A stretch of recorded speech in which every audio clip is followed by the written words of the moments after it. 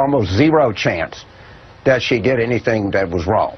And this always goes on in the FBI, and this goes on and on. It's never going to stop. And, you know, these people, we don't like Hillary. Why is it Paul Begay and Jim Cravell out there defending her? Why can't we just attack her like we want to? Is all this part of a vast right-wing conspiracy, then? Is it just the same old that always happens to them? It's just mostly, you know, stupid media people talking to other stupid media people, making stuff up and spinning themselves up on something that's not going to amount to a hill of beans. All right, it's one thing if James Carville does it, and welcome in Malzberg panel time here. Hank Sheinkopf, president of Sheinkopf Communications, Democratic political consultant and Newsmax contributor, and Noah Rothman, assistant online editor at Commentary Magazine. And guys, it's one thing if when James Carville sits there and says, she didn't do anything wrong. Forget legal. She didn't do anything wrong, period. But when Hillary basically keeps making that argument and says, what? Wipe the server? You mean with a cloth? Hank, the American public's not buying it. Well, look, Steve, I do not believe for 30 seconds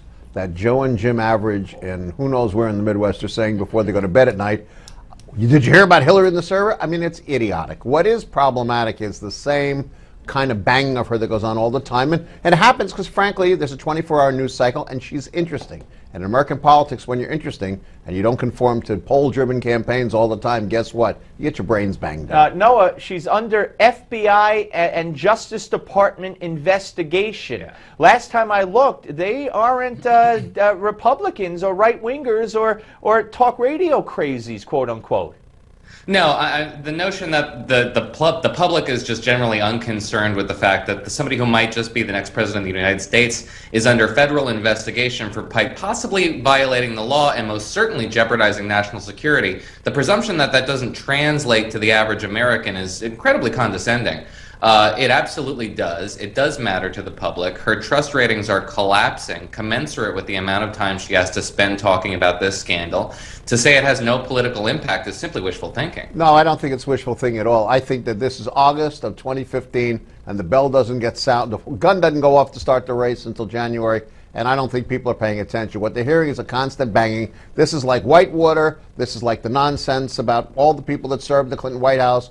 Most of it's garbage. And this too shall pass. If there is anything there, someone will find it. The director of the FBI is a very straight, serious, honorable guy. He happens to be a Republican, so what? But he's a good guy. He'll find if it's there. If it's not, this will go away too. But I mean, General Petraeus, had his life ruined. He was charged with a crime. But Hillary Clinton and Uma now, and the other one, her other confidant there, I forget her name, not Jared, that's Obama's White House. Anyway, they haven't even complied with a judge's request to hand over that. I mean, this gets deeper and deeper and deeper. At the very least, it's as bad as what Petraeus did. If she's found to have committed even a misdemeanor, she's toast. You don't agree? If she's found is the critical element in the words used. If she's found. I'm kind of an idiot. I believe that Republicans and Democrats, I don't care who they are entitled to presumption of innocence until proven otherwise. It's kind of the Constitution. But Noah, here's the problem. Is that not everyone is entitled to their innocence or presumption of innocence. That's not the way it works. But more importantly, B, or maybe this should be A, not everyone runs for president.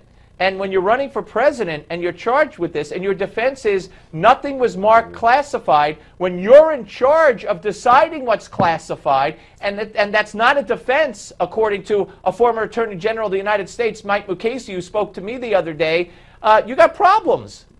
Yeah, there's every reason to believe that this won't have a period at the end of the sentence anytime soon. It's arguably worse for Hillary Clinton for the fact that she won't see any absolution or any sort of investigation into this that comes to a firm conclusion, even if it was one that absolves her of any irresponsibility here and maybe implicates an aide and they fall on their sword.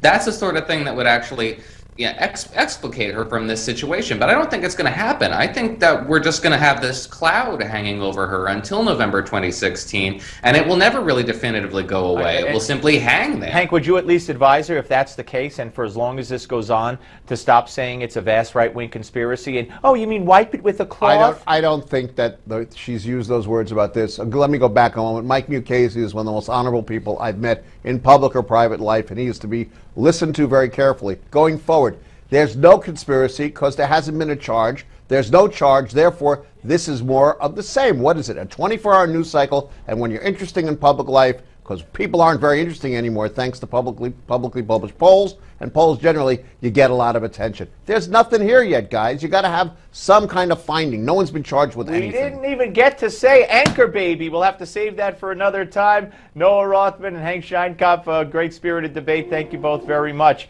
All right, folks, up next, it's the Malzberg panel, another panel with Brad Hirschfield and Adam Thompson. But first, Donald Trump continues to lead in the polls. The question is, can he win the nomination? Does he have your vote? Well, please vote for your favorite candidate in the Newsmax poll. Go to newsmaxpolls.com to cast your vote. That's newsmaxpolls.com. We want to hear from you. We're coming back.